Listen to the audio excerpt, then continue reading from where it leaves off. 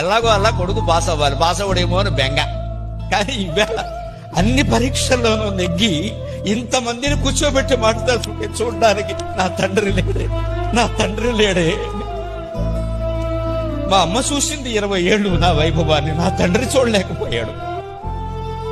నాన్న, నా కోసం ఎంత తాపత్రయపడ్డావయ్యా, భయపడ్డావయ్యా.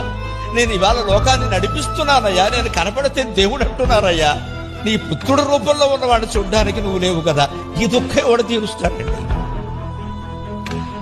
ఆయన వద్దన్న పని చేశాను నేను. ఆయన బైపీసీ చదువు, డాక్టరు, ఇంజనీరు అన్నాడు. నాకు తెలుగే కావాలన్నాను. పట్టుదల, పిచ్చి పట్టు, నాకు తెలుగు కావాలి.